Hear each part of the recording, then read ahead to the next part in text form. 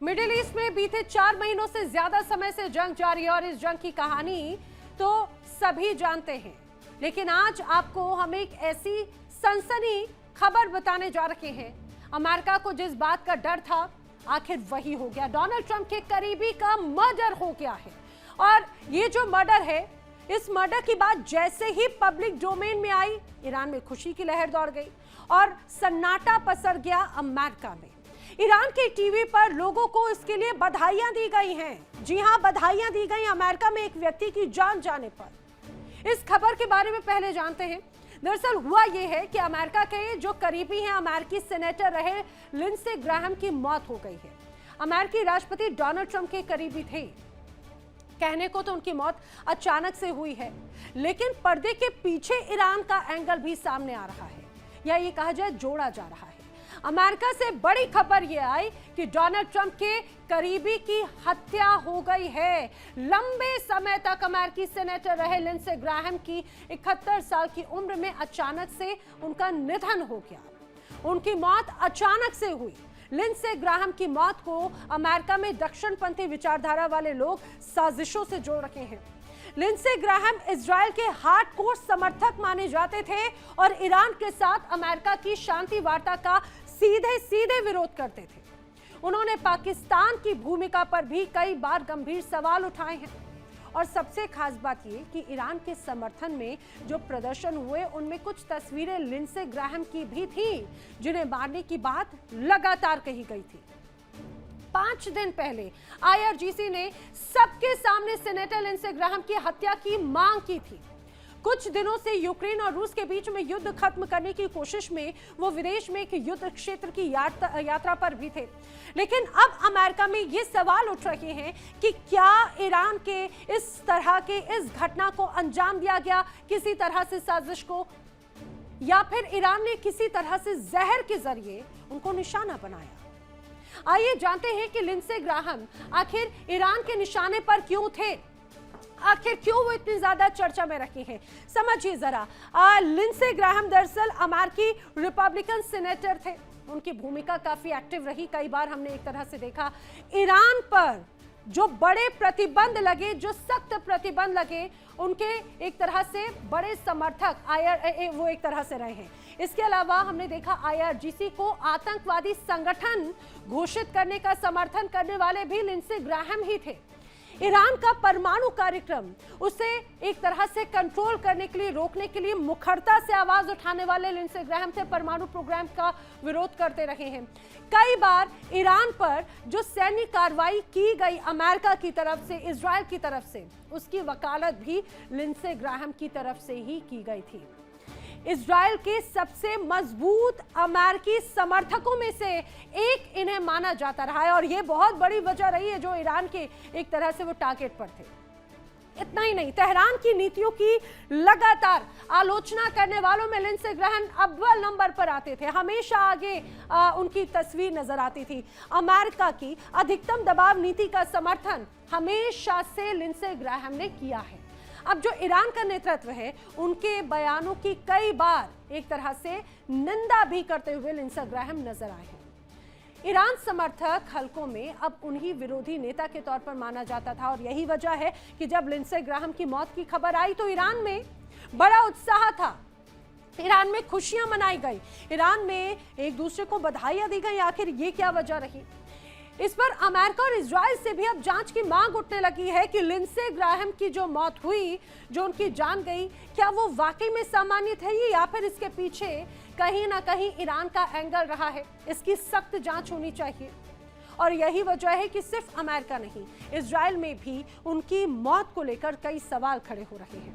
अब इजराइल की ओर से कहा गया कि 6 दिन पहले तेहरान से तस्वीरें आती हैं, तेहरान में रहते हैं लिंडसे ग्राहम, अचानक से उनकी मौत हो जाती है और जिन हालातों में, जिस वक्त में उनकी संदिग्ध मौत हुई, उसकी जांच तो बहुत जरूरी है।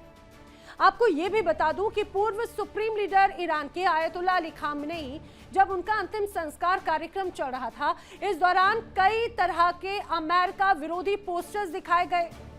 अमेरिका में जिस तरह से नाराजगी साफ तौर से देखी गई, अमेरिका के खिलाफ नारेबाजी की गई, कई नेताओं की यहाँ पर पोस्टर्स जारी किए गए। जो आप तस्वीरें देख रहे हैं उन्हीं की तस्वीरें हैं।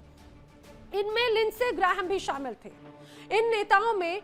इन पोस्टर्स में उन नेताओं को मारने की बात कही गई थी। और ये जो पोस्टर्स हैं, देखिए, लिंडसे ग्राहम को टारगेट करते हुए एक पोस्टर जारी किया गया था। उन्हें मारने की बात कही गई थी और इसीलिए अब उनकी मौत को सीधे सीधे ईरान से जोड़ा जा रहा है। अगर ऐसा है तो क्या ये वाकई में संभव हो पाया? चलिए अब आपको बताते हैं कि ईरान के टारगेट पर आखिर कौन कौन है। एक एक करके आप तस्वीर देखते जाइए। ईरान के टारगेट पर कौन कौन है। जो हिट लिस्ट है, उस हिट लिस्ट में दो बड़े नाम हैं। एक है इजराइल के प्रधानमंत्री बेंजामिन नेतन्याहू का, तो दूसरा बड़ा नाम है अमेरिकी राष्ट्रपति डोनाल्ड ट्रंप का। लेकिन सिर्फ ये दो नाम नहीं है, इसके अलावा ये पूरी तस्वीर, पूरी स्क्रीन भरी हुई है। इसमें बड़ा नाम आता है इजराइल के रक्षा मंत्री इजराइल कॉट्स का। फिर उसके बाद में अमेरिका के नौसेना के जो कार्यवाहक सचिव रखे हैं ब्रॉक कूपर का। इसके अलावा अमेरिका के रक्षा मंत्री पीट हेगसेथ तो सबसे टॉप लिस्ट पर हैं ईरान के। जी हाँ, याद कीजिए, कई बार नाराजगी जताई गई। मार्को रूबियो अमेरिका के विदेश मंत्री हमेशा से ईरान की हिट लिस्ट पर रहे। इजराइल में अमेरिका के राजदूत रहे माइक हकाबी, सीधे सीधे उनको लिस्ट में लिया गया है। और सबसे महत्वपूर्ण नाम कैसे भूल सकते हैं, एआई जमीर, जो कि आईडीएफ के चीफ ऑफ स्टाफ हैं। कहा जा रहा है कि ईरान के खिलाफ जो बड़ी रणनीतियां तैयार की गई, उसमें ये बड़े नाम थे। कुछ और नाम हैं जो ईरान के हिट लिस्ट में है। उसमें एक और नाम आता है इटली की प्रधानमंत्री जॉर्जिया मेलोनी का, क्योंकि ईरान को ऐसा लगता है कि इटली ने ईरान का समर्थन नहीं किया, हमेशा से विरोध किया। इजराइल के विदेश मंत्री का भी नाम आता है गिदोन सार का, जर्मनी के चांसलर फ्रेडरिक मर्ज, फ्रांस के राष्ट्रपति इमानुएल मैक्रो, ब्रिटेन के प्रधानमंत्री कीर स्टारमर। तो ये वो नाम हैं जो सीधे सीधे हैं ईरान की हिट लिस्ट में, ईरान के टारगेट पर। लेकिन दो सबसे बड़े नाम, एक बेंजामिन नेतन्याहू और दूसरा अमेरिकी राष्ट्रपति डोनाल्ड ट्रंप। अमेरिका जिस ईरान को ये कहता रहा कि उसके नेता रडार पर हैं और अली खामनेई सहित कई नेताओं को मार दिया, ठीक उसी अंदाज में अब ईरान चुपचाप अमेरिका में अपने एसेट्स के जरिए अमेरिकी नेताओं को टारगेट बना रहा है। वैसे देखा जाए तो लिंडसे ग्राहम ट्रंप के करीबी में से एक माने जाते थे। उधर ग्राहम की मौत के बाद से अमेरिका में कई सवाल उठने लगे। क्या अमेरिका अब वाकई में सुरक्षित नहीं है? क्या ईरान ने जो कहा अब उसे पूरा करने में वो जुट चुका है? अगर ऐसा हुआ तो फिर तो ये बहुत गंभीर बात हो जाती है। डोनाल्ड ट्रंप भी सुरक्षित नहीं होंगे। फिर तो सवाल यही है, क्योंकि तेहरान ने ट्रंप को पहले ही मारने का ऐलान कर दिया। ट्रंप के साथ साथ कई नेताओं की हत्या और उस पर ईरान आरोप लगा रहा है कि अब देखना होगा कि आगे आखिर होता क्या है। आपको याद होगा कि कल ही डोनाल्ड ट्रंप ने कहा था कि अगर मुझे कुछ हुआ तो उसका जिम्मेदार सीधे सीधे ईरान होगा। और ऐसा कुछ हुआ तो हम ईरान पर 1000 मिसाइल से लगातार अटैक करेंगे। तैनाती हो चुकी है, तैयारी हो चुकी है। कल डोनाल्ड ट्रंप ने ये बात कही। उधर 5 दिन पहले लिंडसे ग्राहम के खिलाफ आईआरजीसी ने तस्वीर जारी कर दी और आज अचानक से उनकी मौत हो गई। तो क्या ये कहा जा सकता है कि मुश्तबा ने जंग भी जारी रखी और प्रॉक्सीज को भी एक्टिव किया और फिर उसका असर साफ तौर से नजर भी आ रहा है? लेकिन क्या अमेरिका अब वाकई में खतरे में है? क्या मुश्तबा ने पर्दे के पीछे रहकर वाकई में हिसाब कर दिया है? मुश्तबा को अली खामनेई से ज्यादा क्या वाकई में खतरनाक माना जा रहा है? क्या अमेरिका को दहलाने की साजिश ईरान ने बाकायदा शुरू कर दी है, उस पर काम करना शुरू कर दिया है? और वैसे भी ईरान जंग के दौरान अमेरिका में गोलीबारी की घटनाएं और भी ज्यादा बढ़ गई हैं। अब तो डोनाल्ड ट्रंप को भी जान का खतरा है और इसीलिए ट्रंप की सुरक्षा और भी ज्यादा बढ़ा दी गई है।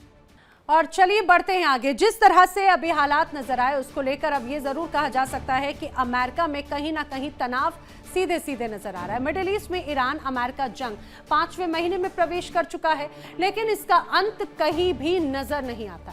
आखिरकार 134 दिनों से जारी जंग कब थमेगी, ये समझ से परे है। हर बार बवाल होता है और उस बवाल के बीच में स्ट्रेट ऑफ हॉर्मुज बंद हो जाता है, जिस कारण तेल और गैस पर एक बार फिर आफत आती हुई नजर आती है। बीते कुछ दिनों से फिर से अमेरिका और ईरान में बवाल जारी है। आज फिर ईरान ने, अमेरिका ने 140 ठिकानों पर हमले किए हैं और बदले में ईरान ने 5 देशों पर मिसाइल और ड्रोन से अटैक कर दिया। लेकिन इन सबके बीच में ईरान की वो यूनिट जिससे मिडिल ईस्ट में तबाही मचा रखी थी, जिससे अमेरिका और इजराइल अनजान था, आज वही यूनिट अब भारी पड़ती हुई नजर आती है। आपको कुछ तस्वीरें दिखाते हैं, इन तस्वीरों के जरिए आप बखूबी समझेंगे।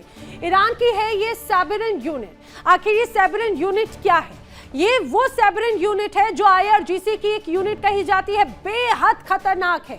कहा जाता है ईरान को आजकल यही यूनिट पूरी तरह से कंट्रोल कर रही है, संभाल रही है। जब फरवरी 2026 में अमेरिका इजराइल ने ईरान पर अटैक करके सुप्रीम लीडर खामनेई तक को मार गिराया तो लगा कि ईरान बिखर जाएगा।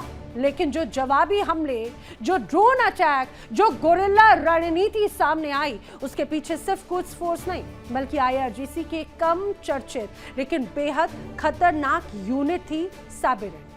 सैबरिन फारसी में बना है और इसका अर्थ होता है धैर्यवान, डटे रहने वाला। कमांडर्स के अनुसार ये जो नाम है कुरान की एक आयत से प्रेरित है, जिसमें कहा गया है कि अगर तुम्हारे 20 आदमी धैर्यवान हो तो वो 200 पर भारी पड़ सकते हैं। इस यूनिट को सैबरिन या पेशेंट वाला कहा जाता है और ये नाम दरअसल कुरान की एक आयत से ही प्रेरित है। ईरान की जो सैबरिन यूनिट है, आखिर ये इतनी खतरनाक क्यों मानी जाती है, वो भी जान लीजिए। दरअसल ईरान की सैबरिन यूनिट के बारे में कहा जाता है कि ये IRGC की सबसे खतरनाक, सबसे मजबूत फोर्सेस में से मानी जाती है। स्पेशल फोर्स इसे कहा जाता है। कमांडोज को बहुत कठिन सैन्य प्रशिक्षण इसमें दिया जाता है और इसके जो कमांडर्स होते हैं वो हर परिस्थिति में लड़ने के लिए तैयार हैं, चाहे पहाड़ी इलाका हो, रेगिस्तान हो या जंगल का इलाका। हर विषम परिस्थिति में लड़ने में इनके कमांडर्स माहिर होते हैं। स्नाइपर्स या घुसपैठ मिशन में तो ये बहुत ज्यादा एक्सपर्टीज रखते हैं। आतंकवाद विरोधी अभियानों में अक्सर इनकी तैनाती की जाती है और हाई वैल्यू टारगेट ऑपरेशन इसकी प्रमुख जिम्मेदारी है। देखिए इंडिया डेली 24/7 अब आपके स्मार्ट टीवी पर। इंडिया डेली मौजूद है सभी डिजिटल प्लेटफॉर्म पर लाइव और लगातार। इंडिया डेली 24/7 हर दिन राष्ट्र को